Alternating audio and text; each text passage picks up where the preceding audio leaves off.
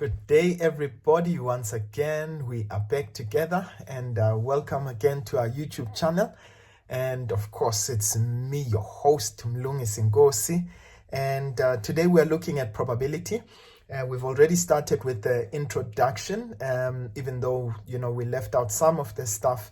But today I want us to go into practicality. We are going to be looking at tree diagrams, and in particular, we're going to be looking at dependent events, or the events that are not independent.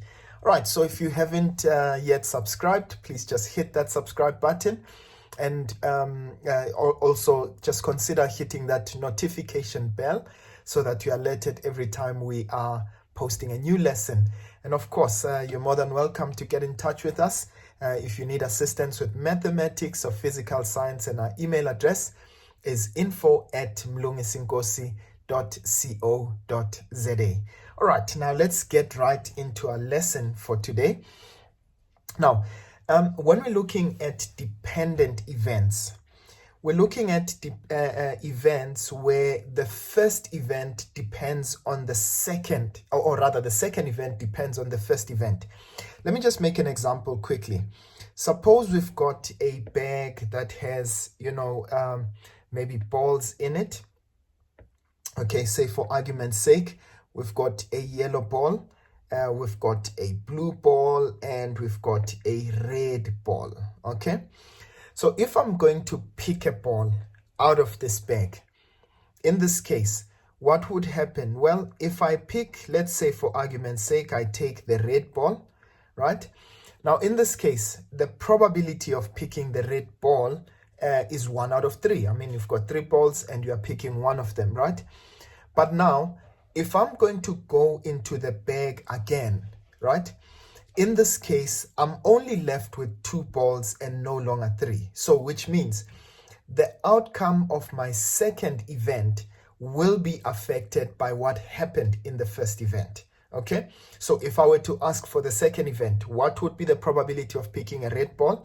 If I've already picked a red ball, of course, it would be 0 in this case, right?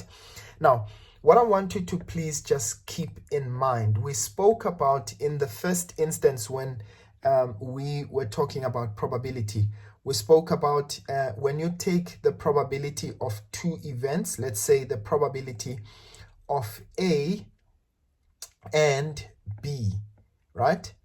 Now, what we always say is when we take the probability of A and B, that's always going to be the probability of A multiplied by the probability of B. Okay, right. So please keep that in mind. So we say when we take probability of A and B, that's going to be the probability of A multiplied by the probability of B. Okay, right. In this case, I want you to note, we said when we take the probability. Okay, now this is a rule, a general rule. We're not necessarily going to apply it at the moment because we're going to find specific events where we are going to apply this. Right, so we say when we take the probability of A or B, okay, and remember, we said you use this symbol, okay, this downward U, okay, for and you use this upward U for or, right? So we say when you take the probability of A or B, and this I'm going to illustrate quite nicely, and when we do Venn diagrams, we say, well, this is going to be the probability of A plus the probability of B minus the probability of A and B. Okay, right. This is a golden rule, and we are going to find a way to apply it. Now, what I want us to quickly do is to take an example. Now, please remember, for now, I am only going to consider examples where we are taking dependent event, which means that events that are not independent. It means the outcome of the first event, okay, of the second event depends on what happened in the second event. All right, now let's get right into it. All right, now let's look at example 1. So they say to us, we've got a bag containing 5 red balls and 4 blue balls, right? And they say first 1 ball is taken, and then another, okay? without replacing the first ball, okay? And they want us to find all of those probabilities. Now, what we want to do first is let's just name our events, all right? I am going to say, okay, let A be the outcome. So A would be the outcome of picking a red ball, okay? Or if you want to, you can just call it R, right? The probability of picking a red ball. So let A be the outcome of picking a red ball, outcome of picking red. So we are picking a red ball, right? And then obviously in this case, you can call B the outcome of picking a blue ball, okay? But in this case, yeah, let's call that B. So let's call that the outcome of picking a blue ball, all right? Right, now I want you to please note that you can also say, in this case, because we've got only two things, two outcomes, you can say it's A and not A, okay? Right, that's the complementary function or the complementary rule that we referred to earlier in our first intro video. Right, now what I want to do is I want to actually now draw a tree diagram, okay, that will illustrate our scenario. All right, so remember we've got that bag of ours, and we said we've got 5 red balls. So there's 1, 2, 3, 4, 5, and we've got 4 blue. Okay, so we should kind of mix them in there. Right, now I want us to draw that tree diagram for ourselves, okay, so that we can see what it would look like. So that's going to be the first pick in this case. All right, so yeah, let me just choose a better pen. Okay, so in fact, let me just draw them in yeah, in the actual colors, right? So in this case, let me just take this one. So the outcome of picking a red ball, okay, in the first event, okay, so in this case, I'm going to have red. Okay, so what's the probability of picking a red ball, right? So the probability, in fact, let me just go down a little bit so that we've got more space. In this case, we don't run out of space, right? So what's the outcome of picking a red ball in the first event, right? So the outcome of picking a red ball, remember how many red balls do we have? We've got 5, right? So we've got 5 red balls out of a total of 9. So the probability of having a red ball would be 5 over 9. Okay, right. And as opposed to, okay, so we'll call that event A, right? We remember we said that that's the outcome of A. So let's call that the probability of A. Okay, right. Right, so that's the probability of A. In this case, I keep taking the wrong color. Right, the probability of A in this case, yeah, let me write that quite nicely. So the probability of A would be equal to 5 over 9. And of course, in this case, what is the other outcome? The probability of picking a blue ball, right? So you can say this is not A, right? So remember, it's A and not A. So if it's not A, what is it? It's blue, right? So in this case, this is A and this is not A, okay, which is blue. And what is the probability of picking a blue ball in this case? That would be 4 over 9, okay, in the first event. Now let's go for the second event. So on condition that I picked the red ball in the first event. So now, if I pick a red ball in the first event, what happens now? I no longer have 5, but I have 4 this time around. What is the probability of again picking another red ball? Okay, so what would be the probability of picking red again, right? In this case, it's no longer 5, but it is 4 balls out of 8, a total of 8 and no longer 9 balls, right? And in this case, what would be the probability of picking blue? Okay, all right. Yeah, in fact, maybe let me not make it confusing. Let me just say red here. Let me just call this R. Let's call this R, and let's call this R so that it's easier for us. And then we'll call this R dash, okay? Because it's not red. So we'll call this R dash, okay? So we'll call the red, the blue, or R dash, or you can call it blue, nothing wrong with that, okay? In fact, yeah, maybe let's just call it blue, okay, so that it's easier for us. So what's the probability of picking a blue? In this case, this would be 4 over 9, right? I mean 4 over 8. So if I've picked red in the first outcome, right? So what would be the probability of picking blue? Remember, I still have 4 blue balls, but now I've got a total of 8. So in this case, this would just simply be 4 out of a total of 8 balls. That's the probability of picking blue. Now, in the first event, if I picked a blue ball for my first outcome, now let me replace the red one. Okay, so if we picked blue for the first event, so what does that mean? It means now we would have a total of 3 balls, 3 blue balls, right?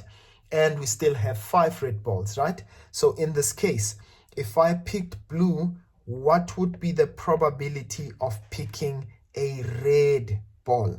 Remember, I still have 5, but in this case, I've got 5 out of 8. So this would be red.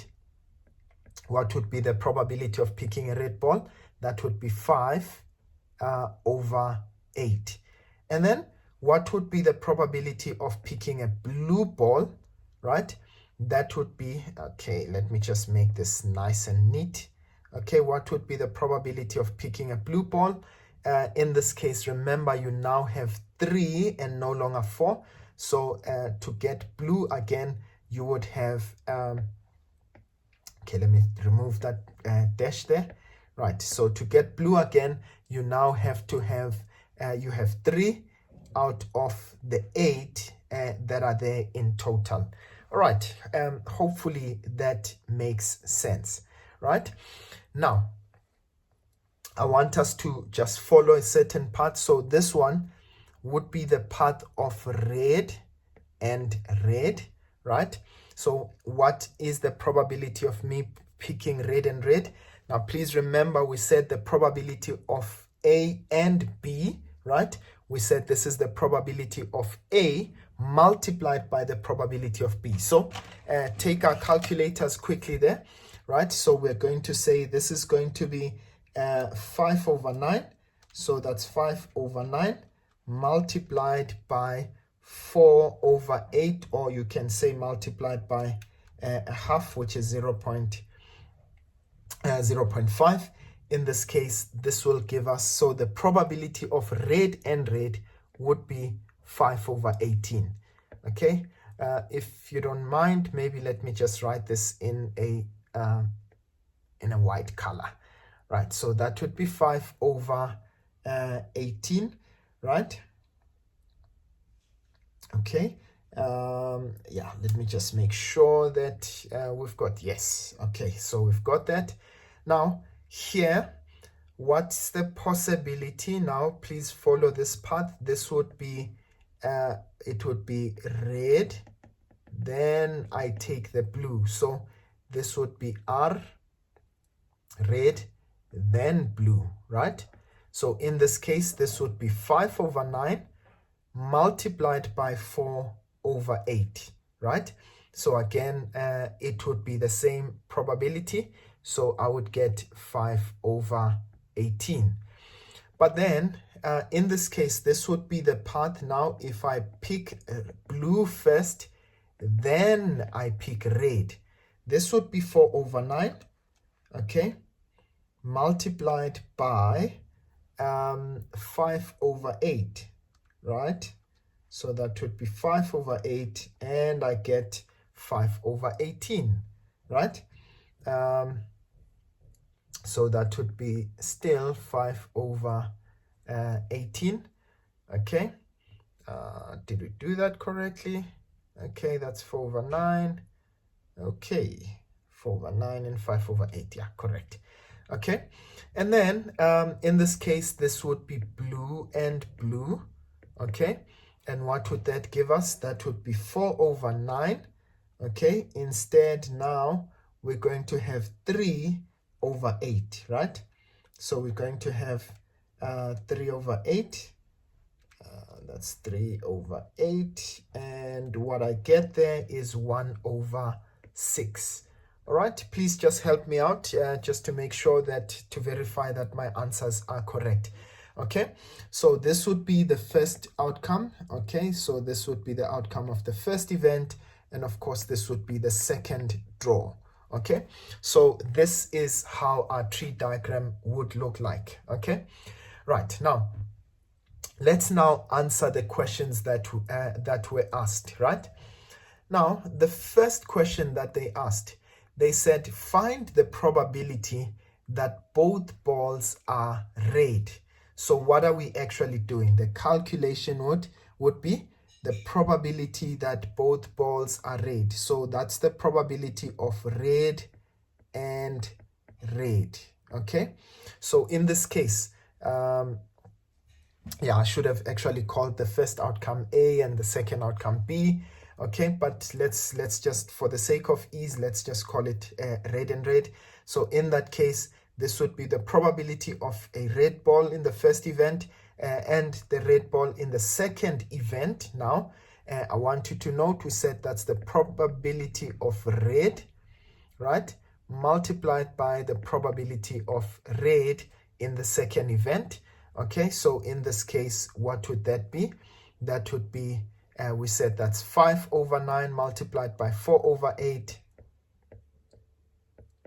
multiplied by 4 over 8, and we found that probability to be, we said red and red, that's 5 over 18.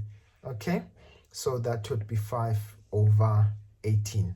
Right, so this is what we would have for our first answer, right? The probability of us picking red and red. Okay, now what you can also do, to make things easier, to pick blue is simply to say not red, right?